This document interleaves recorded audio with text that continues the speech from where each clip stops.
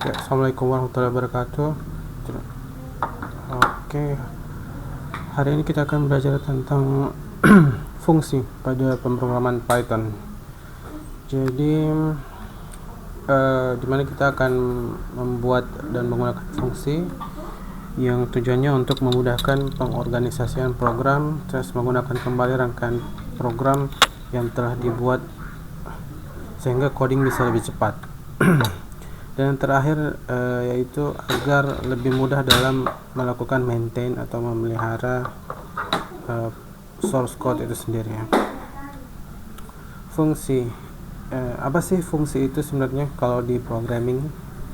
Jadi kalau di programming itu sendiri, fungsi merupakan sekumpulan pernyataan baris code yang bertujuan untuk melakukan tugas tertentu.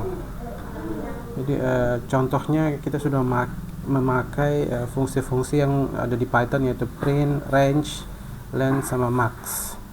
Ini sebenarnya merupakan fungsi. Jadi fungsi yang sudah default dari Python itu sendiri. Jadi kebanyakan kode dari program utuh itu ditulis sangat besar.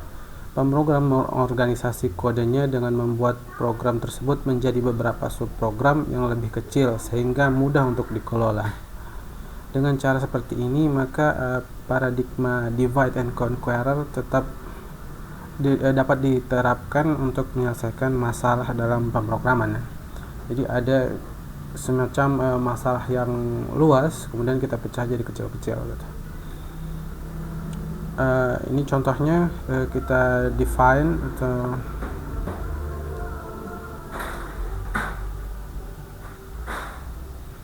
sebentar saya ambil pena atau apa ya, yang ini fungsi saya, dimana ini adalah nama fungsi, kemudian def itu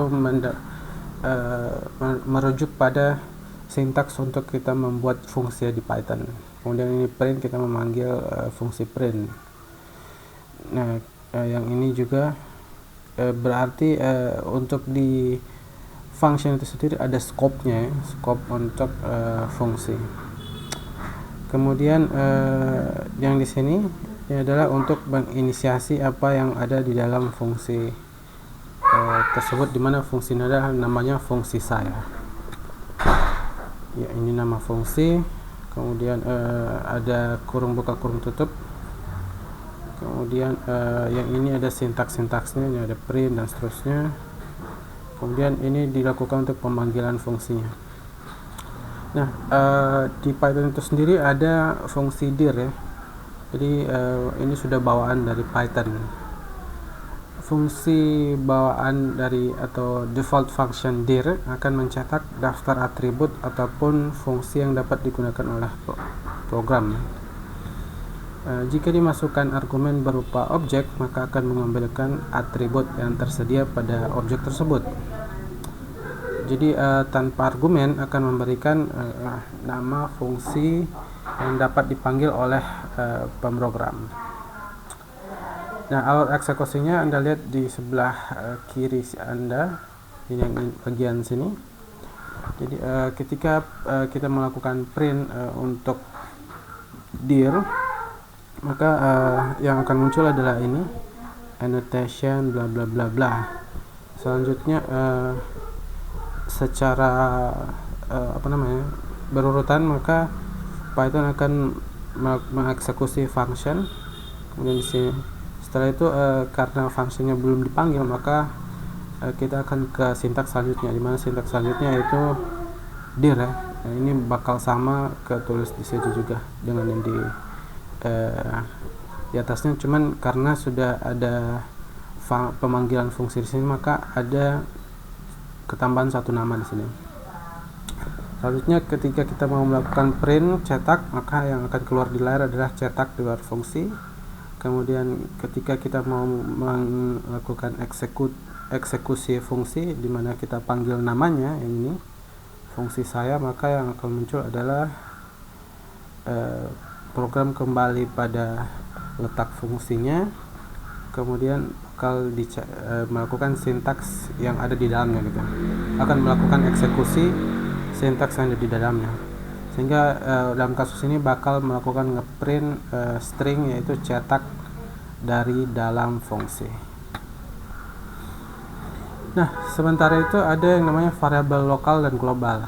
Jadi variabel lokal di Python merupakan variabel yang didefinisikan pada blok tertentu seperti fungsi yang hanya dapat dipanggil pada blok tersebut. Jadi variabel global di Python merupakan variabel yang didefinisikan di luar blok tertentu dan dapat dipanggil di bagian manapun. Jadi itu bedanya antara lokal sama global ya. Jadi kalau lokal itu variabelnya cuman ada di sekitaran scope ya. Kalau scope di Python itu ditentukan dengan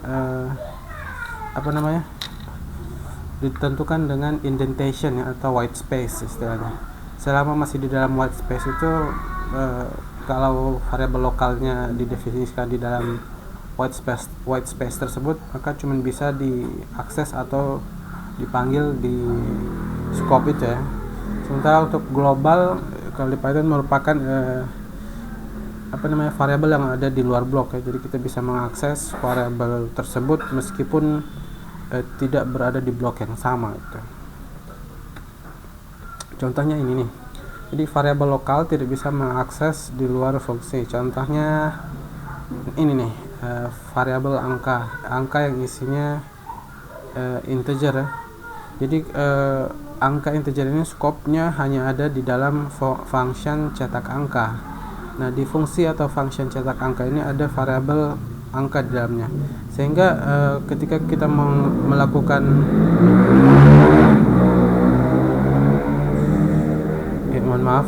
sehingga kita kalau mau melakukan eksekusi print di bagian sini, di bagian luar dari scope function ini, maka angka yang ada di sini tidak dikenal ya. Jadi bakal muncul name error, name angka is not defined ya. Kayak gitu. Jadi karena di scope yang ada di luar function cetak ini, sehingga angka ini tidak dikenal ya, kayak gitu jadinya. Kemudian variabel lokal, di mana variabel lokal tidak akan mengganti nilai variabel lokal dengan nama yang sama pada cakupan salah satunya fungsi yang berbeda. Jadi contoh kayak gini, kita punya function Balikpapan di mana ada variabel kota yang isinya string Balikpapan. Kemudian print, kita lakukan print untuk variabel kota dengan format string. Kemudian ada function yang kedua yang kita kasih nama Samarinda. Kemudian kota sama dengan string Samarinda. Kemudian print kota itu kita melakukan print variabel kota, di mana kota masing-masing dari variabel kota ini adalah kota yang hanya ada cakupannya di dalam di dalam fungsi masing-masing ya. Sehingga maksud dari fungsi masing-masing ini hanya berlaku di dalam di dalam fungsi ini sendiri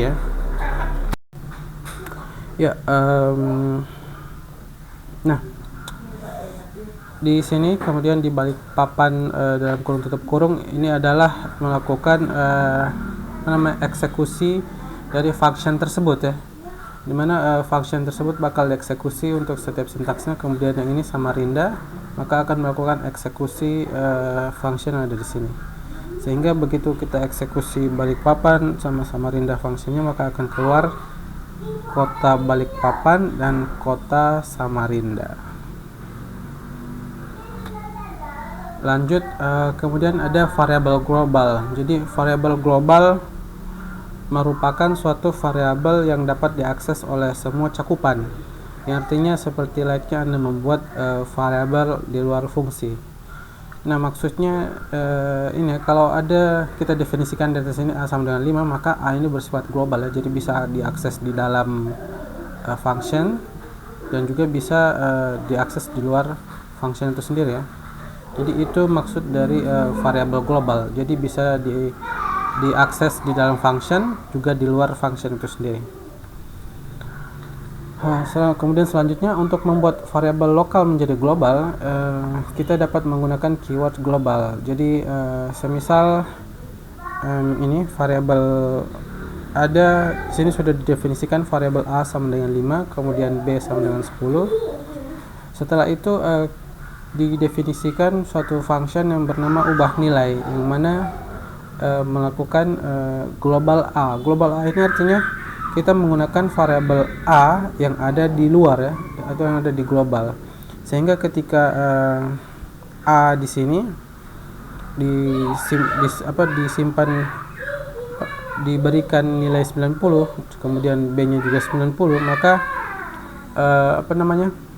sementara B tidak didefinisikan global, maka yang berubah itu ketika kita melakukan print A di sini, A-nya jadi 90 sementara B-nya tetap menjadi 10 ya.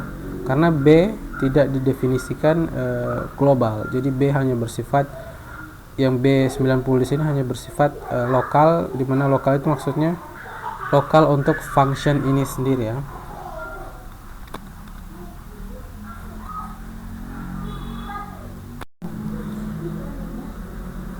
Ya, selanjutnya jadi itu untuk variabel global. Jadi untuk catatan-catatannya, variabel global dapat membuat penelusuran kesalahan lebih rumit ya, karena variabel yang kita definisikan bisa berubah-ubah meskipun tidak di dalam skopnya. Jadi fungsi yang menggunakan variabel global akan bergantung pada variabel tersebut, sehingga membuat fungsi kurang portable atau mudah diposisikan atau disesuaikan. Kemudian dalam beberapa kasus variabel global itu sendiri lumayan berguna atau sangat berguna gitu. Nah, di dalam function ada yang namanya argumen ya. Jadi kadang-kadang fungsi akan lebih bermanfaat jika kita dapat memasukkan atau mengirimkan satu atau lebih data untuk bisa diproses. Mekanisme ini sudah pernah kita gunakan dalam menggunakan fungsi yang tersedia di Python. Contohnya ini ada len, kemudian stringnya, maka ini akan melakukan return angka 6 ya. Jadi yang dimaksud dengan argumen, jadi yang dimaksud dengan argumen di sini adalah ini ya, 1, 2, 3 sama ini string widodo. Ini yang dimaksud dengan argumen. Jadi ada nilai yang dimasukkan atau dipassing ke dalam function len. Begitupun dengan function max. Argumen yang dimasukkan adalah berupa list yang isinya list 1, 2, 3. Selanjutnya function dengan argumen. Jadi contohnya kita melakukan definisi function, contohnya ini pangkat 2 dengan ada diharuskan untuk mengisi argumen berupa argumen bill ya, dimana nanti bill ini bakal melakukan print bill kuadrat gitu. Nah, ketika kita nulis help pangkat 2, maka akan muncul ini help on function pangkat 2 in module main.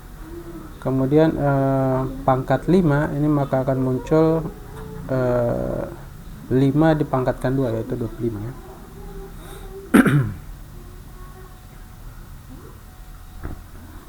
Ya, kayak gini ya. Nah, untuk function dengan argumen itu sendiri ada yang namanya parameter ya. Nah, parameter ini yang disebut dengan argumen ya. Jadi berupa variabel yang sifatnya ini bersifat lokal di dalam function ini aja. Kemudian ketika kita melakukan pemanggilan pangkat 2 dalam kurung kemudian bilangannya, maka ini yang disebut dengan argumen atau berupa data. Nah, sementara yang ada di sini adalah istilahnya docstring ya. Jadi kalau ada petik 3, jadi docstring fungsinya untuk help aja. Jadi sebagai bantuan kalau kita sudah menulis function yang kompleks, nanti function ini sebagai docstring ini sebagai penanda atau biar bisa mengingatkan kita kalau fungsi ini kerjanya apa gitu. Jadi begitu gunanya docstring. Kemudian untuk help sendiri, jadi ini adalah merupakan suatu fungsi ya, fungsi untuk mendefinisikan sintaks yang ada di dalam help ini sendiri. Jadi ketika kita melakukan help terus pangkat 2, maka bakal muncul adalah help on function pangkat 2 yang isinya adalah in module main ya. Jadi kayak gitu.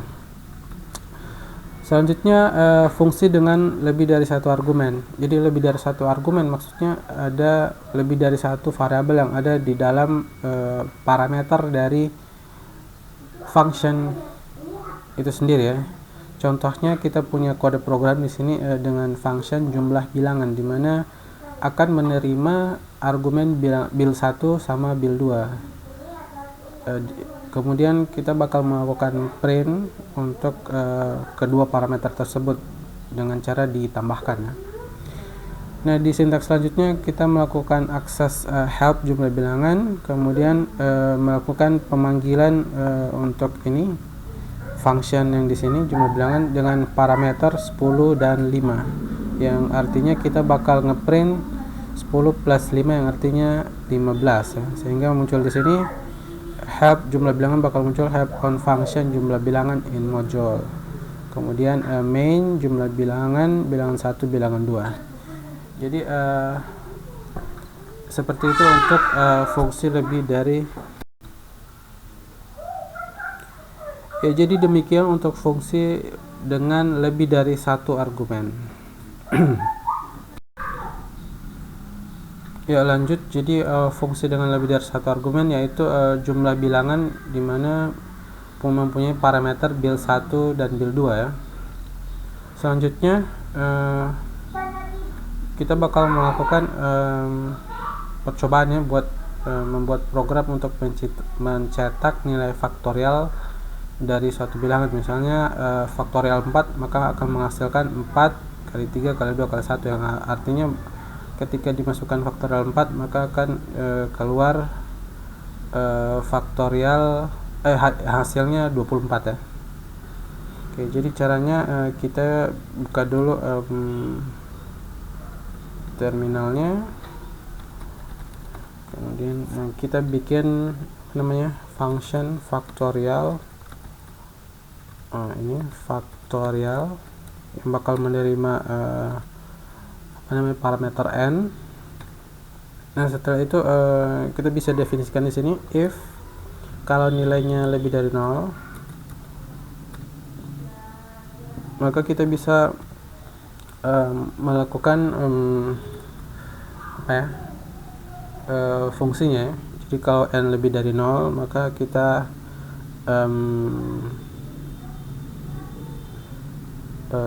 proses langsung ya. Jadi for i in range 1 sampai n plus 1. Ini kita bisa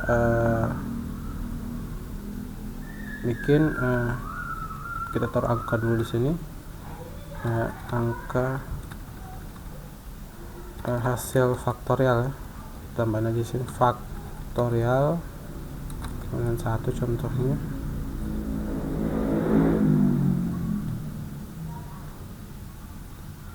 Jadi bisa langsung dikasih kayak gini, hasil faktorial dikali sama dengan i ya. Jadi ya bisa langsung kayak gitu. Setelah itu kalau nilainya itu kurang dari 0 maka kita bisa langsung kasih peringatan kalau tidak diizinkan nilai negatif faktorial. Nah, coba kita panggil faktorial 4. Ternyata oh ya, belum di print ya. Ini seharusnya kita ngeprint ya. Kita perbaiki dulu. Kita perbaiki aja di sini. Ini di print. Jadi nilai faktorial dari angka n adalah hasil faktorial. Oke, jadi kita coba hasil, kita running fungsinya faktorial 4. Nah, ini nilai dari faktorial nilai faktorial dari angka 4 adalah 24 ya. Sementara kalau kita coba masukin negatif, jadi tidak diizinkan ya. Nah, itu contoh untuk faktorial ya. Lanjut, kemudian ada yang namanya pass by value sama pass by reference. Jadi pass by value adalah merupakan variabel yang dilewatkan berupa nilai ya. Jadi nilai dari variabel disalin dan disematkan pada variabel baru. Kemudian pass by reference merupakan variabel yang dilewatkan berupa reference atau alamat memorinya, sehingga apapun yang dioperasikan pada variabel tersebut akan merujuk pada variabel aslinya. Jadi intinya kayak gini ya. Contohnya ini yang di awal sini, contoh ini kita dulu aja di sini, contoh by value. Yang ini contoh by value menerima parameter par yang diisi adalah 7, partnya sama dengan 7. Jadi kemudian kita punya jadi di bagian kiri ini adalah source code, bagian kanan adalah execute-nya. Jadi kemudian yang kedua ada function contoh by reference, di mana reference-nya adalah par. Kemudian par 0 adalah huruf. Kemudian contoh lainnya ada function lain lagi ya, contoh dengan contoh lain. Nah, untuk eksekusinya kita coba angka 9 ini di sini. Angka kita masukkan isinya adalah integer 9 ya. Kemudian kita panggil function contoh by value. Maka ketika angkanya ini 9, terus kita masukkan ke ke dalam contoh by value, maka bakal muncul angka, sudah otomatis bakal muncul angka ya, lebih jelasnya kita coba aja. Jadi contoh by value ya. Jadi ini kita coba aja biar jelas. Def contoh by value, di dalamnya tadi ada par dimana par sama dengan 7 ya. Oke, sorry. Kemudian yang satu lagi def contoh by reference par, contoh by reference par, dan par 0 sama dengan huruf. Kemudian ada contoh lain lagi, def contoh lain,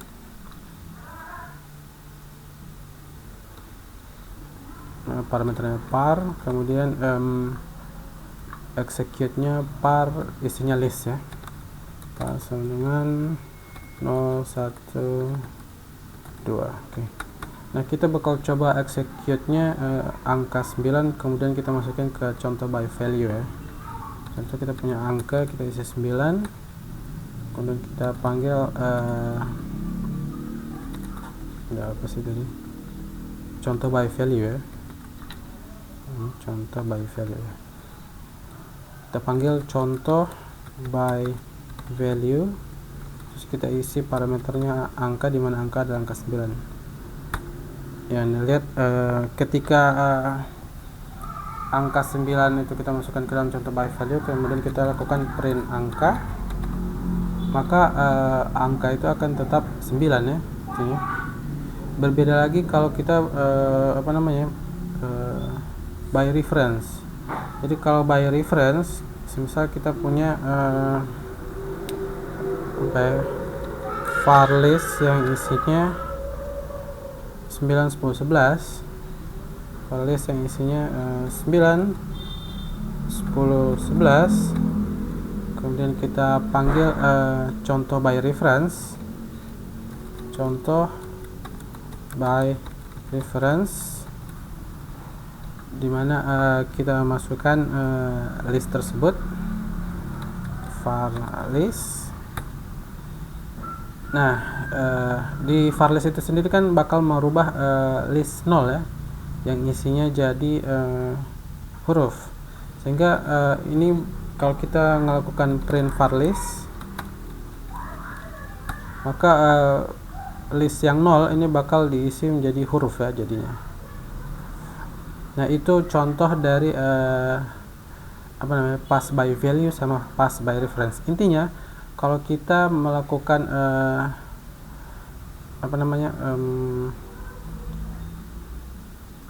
perubahan variabel yang ada di, kan variabel list itu by reference ya intinya, sementara kalau selain list itu adalah by value. Jadi kalau kita merujuk di sini, kalau listnya itu kita meskipun kita sudah lempar ke function, maka di dalam function itu bakal merubah list tersebut. Ketika kita ngeprint lagi, ini bakal merubah isi dari variabel list ini.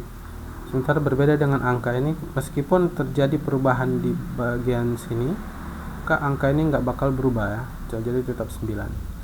Jadi itu bedanya pass by value sama pass by reference.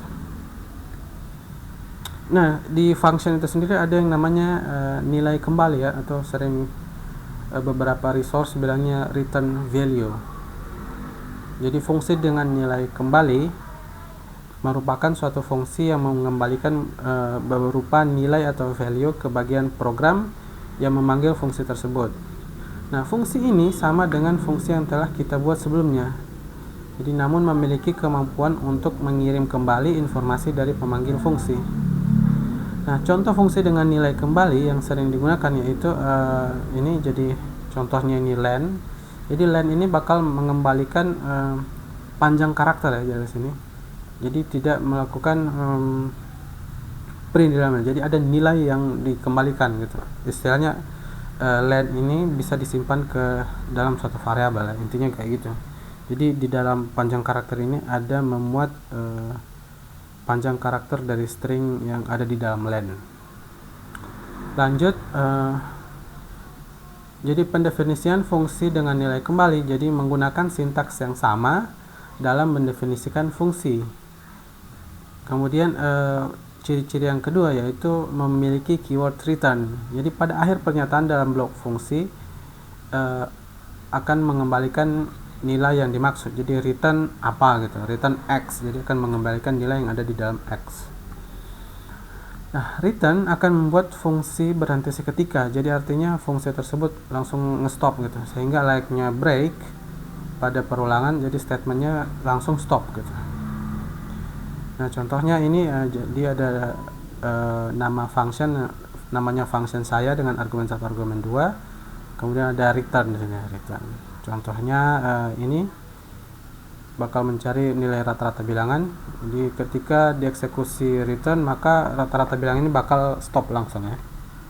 Jadi kayak gitu untuk pendefinisian function dengan nilai kembali. Jadi katakanlah kita punya contoh ini dimana ada diskon barang. Jadi diminta program tersebut untuk memasukkan kepada pengguna berupa harga barang ya, jadi menggunakan fungsi. Jadi intinya di fungsi tersebut tidak bisa menerima harga di bawah 50.000. Jadi ketika harga yang dimasukkan di bawah dari 50.000, maka minta kepada pengguna tersebut kembali memasukkan harga yang di atas harga yang dimasukkan ya. Sehingga ya kayak gitu ya. Terus selanjutnya diskon 20% harga tersebut. Jadi gunakan ada kalau lebih dari 50.000 bakal ada diskon ya. Kemudian setelah itu bakal melakukan cetak harga awal dan harga setelah diskon. Jadi kayak gitu. Jadi ketika 50.000, coba kita bisa kita coba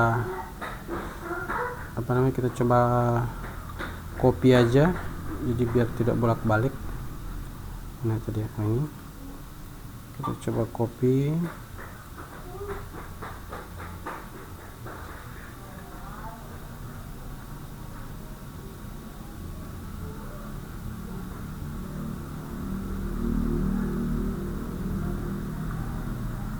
Ini salin, terus kita coba masukkan sini.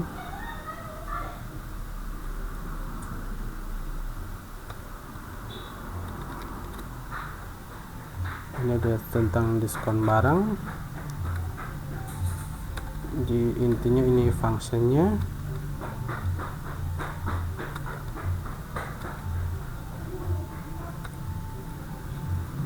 Oke, kita masukin aja fungsinya.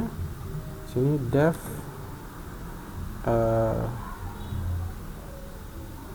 harga barang. Jadi menerima parameter harga. Oke, jadi ini bakal jadi doc stringnya. Kita masukin doc stringnya di sini.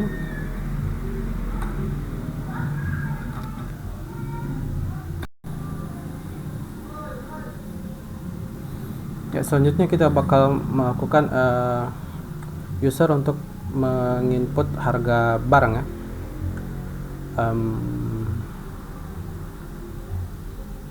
Kalau menginput harga barang berarti di sini nggak usah dikasih parameter aja ya. Langsung gini aja, berupa kayak kalau di bahasa pemrograman lain bilangnya void ya. Harga, kemudian int masukkan harga barang. Oke, setelah itu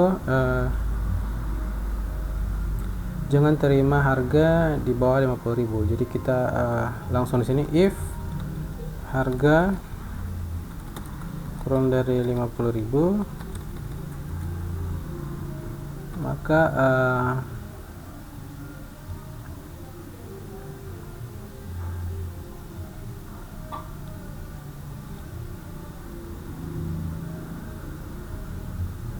jadi kalau harganya kurang dari 50.000, maka minta pengguna tersebut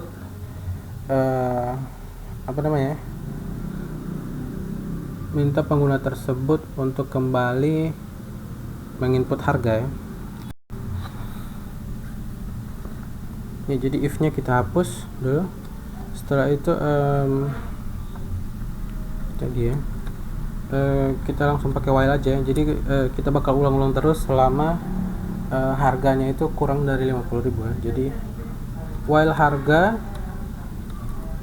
kurang dari 50.000, kita masukin lagi harganya.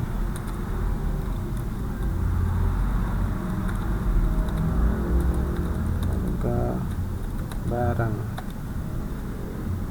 Oke, setelah itu ada diskon 20% ya. Jadi kita kasih diskon 20%. Jadi diskon sama dengan 20% itu 0,2 kali harga. Oke, kemudian harga setelah diskon sama dengan harga dikurangi diskon ya. Kemudian kita lakukan pencetakan harga awal. Harga awal itu yang isinya harga, kemudian harga setelah didiskon itu harga setelah diskon. Ya, ini sudah selesai, jadi kita tinggal testing harga barang. Contohnya kita masukin sini 5 ya, kita panggil aja dulu.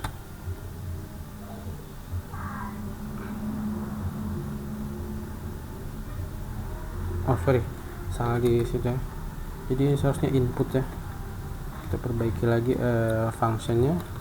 Sorry, ini input int dalam kurung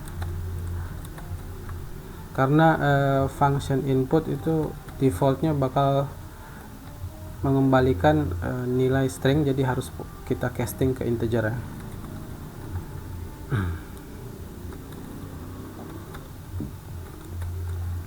Oke, kita coba panggil lagi harga barang ya, masukkan harga barang, katakan kita masukkan 4.000.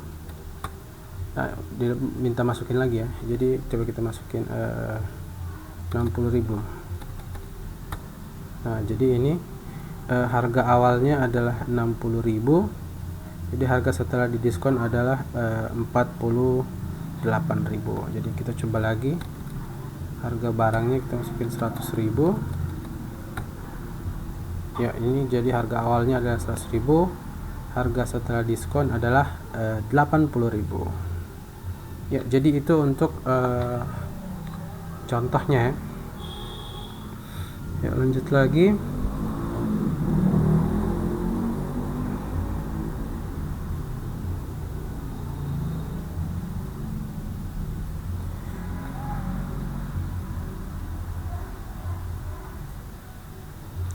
Nah, kemudian ada fungsi dengan banyak nilai return ya. Jadi fungsi dapat mengembalikan lebih dari satu nilai return. Jadi contohnya ini fungsi tambah kali, yang di bagian sini aja ada return mana?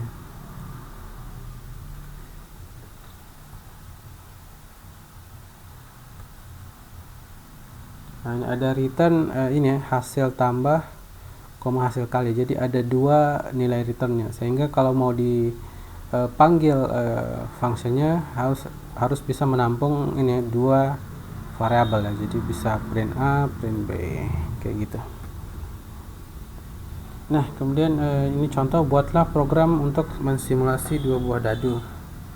Jadi hasilnya harus mengembalikan dua buah nilai dadu, kemudian terdapat argumen tambahan apakah nilai kedua dadu boleh sama atau tidak. Ini kita bisa coba copy aja. Tahu sampai dengan tadi.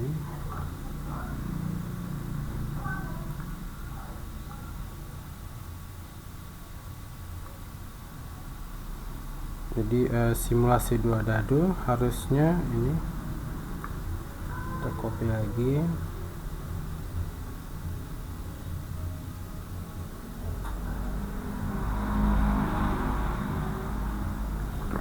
Kopinya.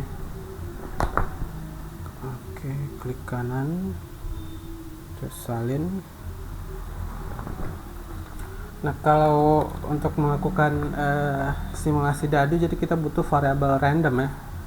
Jadi untuk kasus ini karena dadu itu kita persepsikan angka 1 sampai 6, jadi kita coba pakai random integer gitu. Jadi kita bisa dapat dari function random di ran int ya, ran int. Nah, ini yang bakal kita pakai. Jadi kalau kita running ran int 1 sampai 6, berarti ini bakal melakukan pemilihan angka acak yang salah satu angka acak yang ada dari rentang 1 sampai 6 ya. Ini contohnya, ini bakal mengeluarkan angka acak ya. Oke. Nah, pertama-tama kita bikin function untuk dadu 1 dulu ya. Dadu 1 kita return aja, return random integer 1 sampai 6 ya. Nah, ini untuk dadu 1. Kemudian dadu 2 kita return sama juga, run int 1 sampai 6. Jadi ada kita punya dua function, yaitu dadu 1 sama dadu 2 ya. Nah, setelah itu jadi kalau saya panggil dadu 1, ini bakal muncul angka ya, angka random. Begitupun dengan dadu 2. Itu kita eksekusi, bakal dikasih keluaran angka acak dari 1 sampai 6 ya. Nah, setelah itu kita buat function satu lagi. Fungsinya lempar dadu. Jadi lempar dadu ini bakal melempar kedua dadu ini. Jadi rem per dadunya harus ada parameter ya, parameter sama gitu. Jadi parameter sama, kalau sama dengan 1, jadi kita parameternya sama. Jadi if sama dengan 1, maka kita langsung return dadu 1 sama dadu 2. Oke. Selain itu, jadi selain itu maksudnya kalau dadunya nggak harus sama gitu. Jadi kita bikinnya kita initiate dulu angka, kita initiate di variabel var dadu 1 sama dengan dadu 1, var dadu 2 sama dengan dadu 2. Jadi while jadi kita cek lagi di sini, while var dadu 1 sama dengan var dadu 2, var dadu 2, maka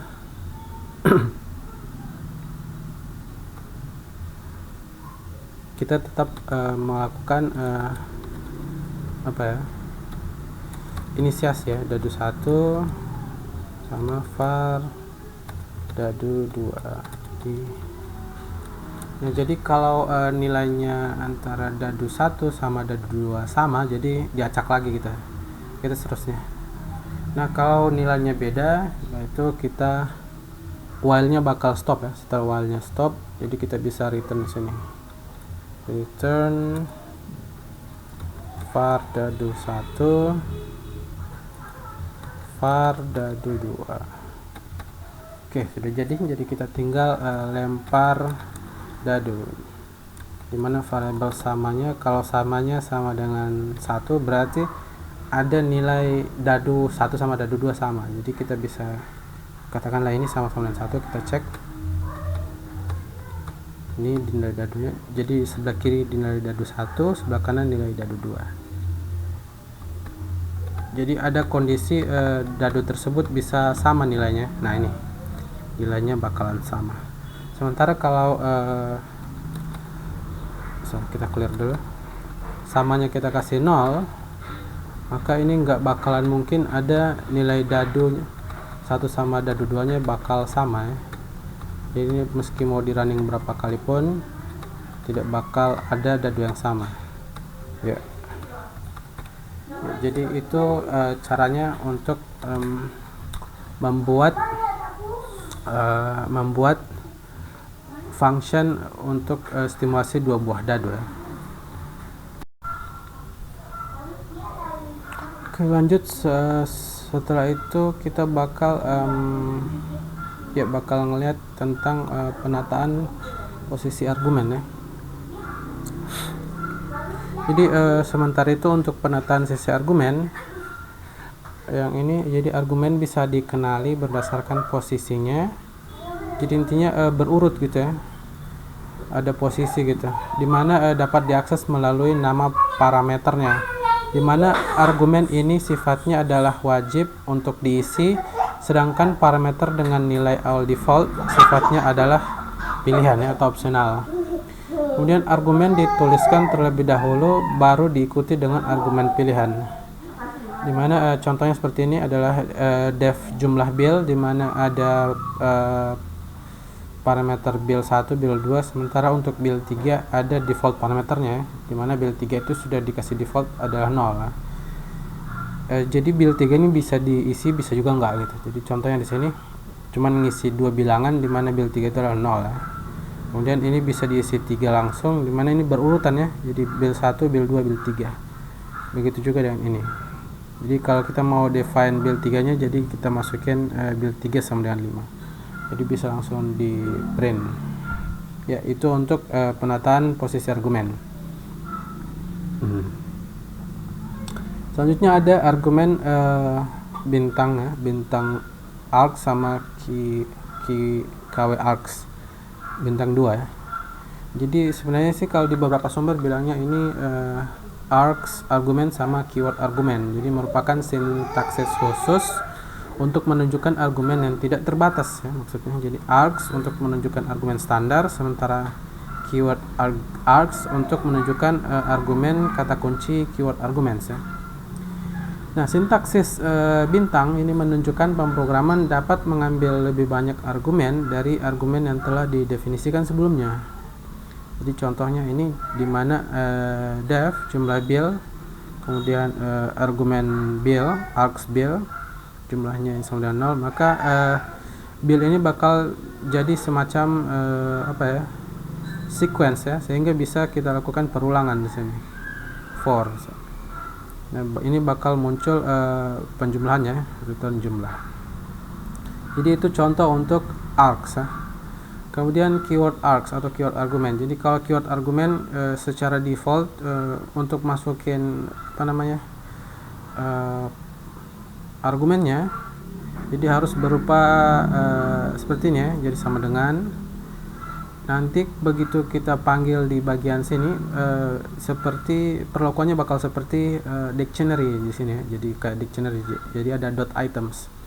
Jadi begitu kita melakukan pemanggilan cek data, kemudian kita isi dengan sama dengan ya, nama sama dengan Anggi, umur sama dengan 18, prodi sama dengan matematika, maka ini bakal jadi dictionary dengan key value ya, pasangannya, di mana nama ada Anggi, umur pasangannya 18, prodi pasangannya matematika. Jadi kayak gini hasilnya nanti, nama titik 2 Anggi, umur 18 dan seterusnya ya. Jadi kayak gitu untuk keyword argumen ya, keyword args. Ini contoh ya, kita bakal coding lagi. Jadi katakanlah kita punya contoh untuk ngitung Euclidean distance, dimana ada multidimensi. Jadi manfaatkan args dalam membuat fungsi. Jadi katakanlah kita punya 2 dimensi aja dulu ya. Jadi kalau ada 2 dimensi berarti ada 4 argumen yang masuk, dimana ada x1 x1 sama y1, kemudian yang ini x1 sama y1, kemudian x2 sama y2. Jadi ini cara ngitungnya rumus Pythagoras sederhana ya. Kita coba masuk.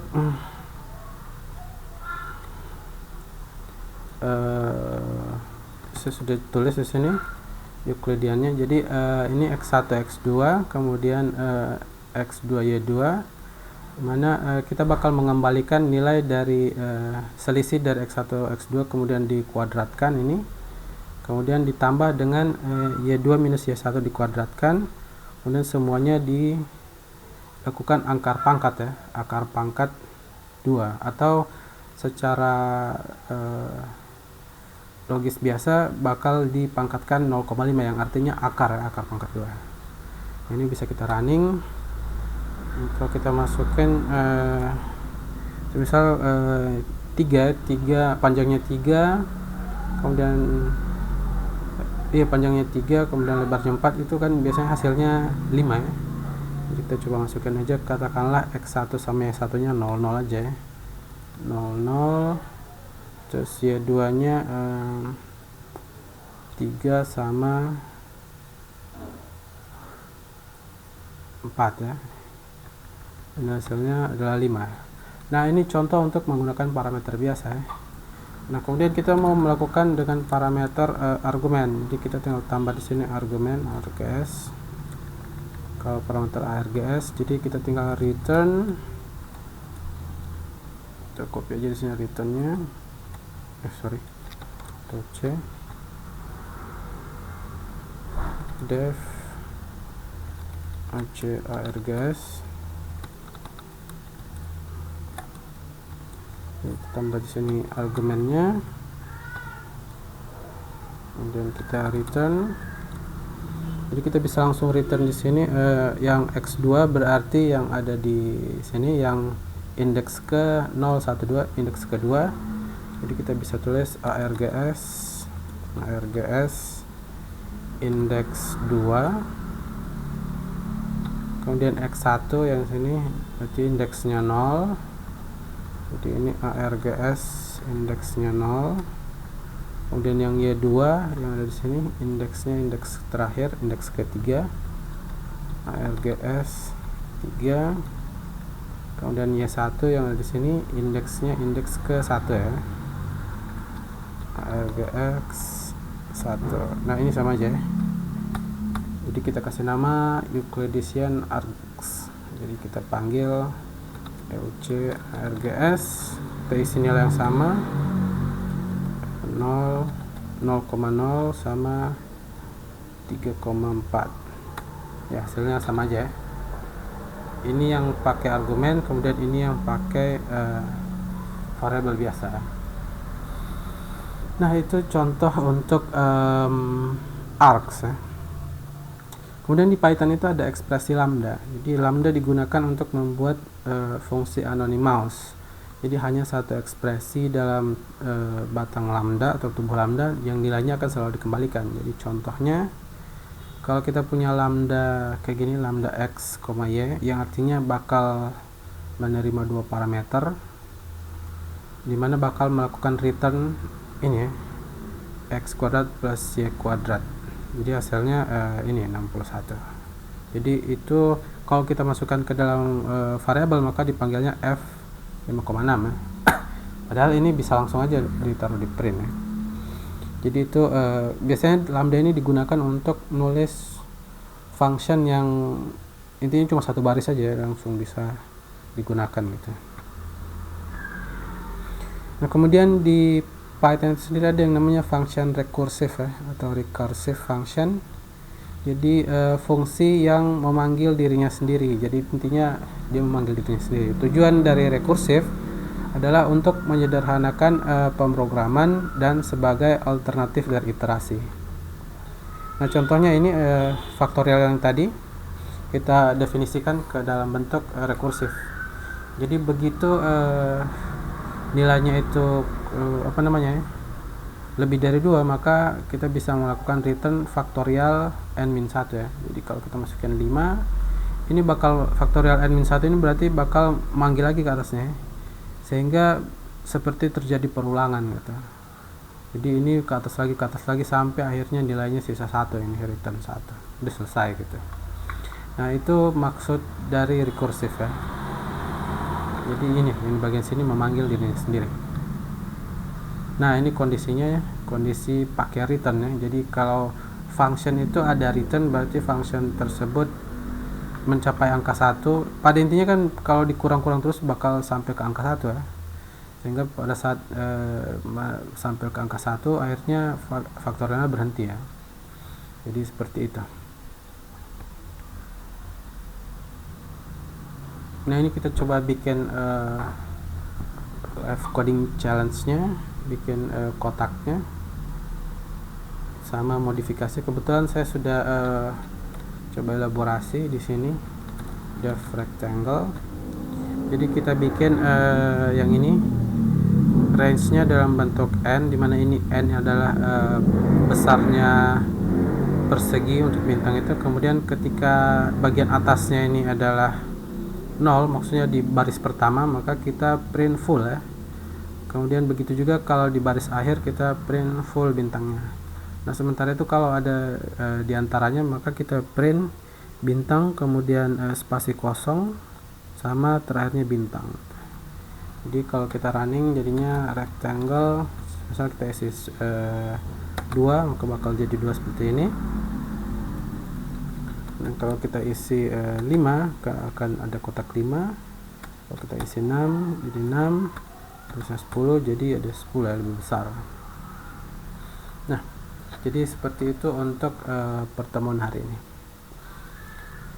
Ya, saya rasa cukup sekian untuk pertemuan tentang function ya. Jadi kalau ada pertanyaan nanti kita diskusikan di forum diskusi. Terima kasih semuanya. Assalamualaikum warahmatullahi wabarakatuh.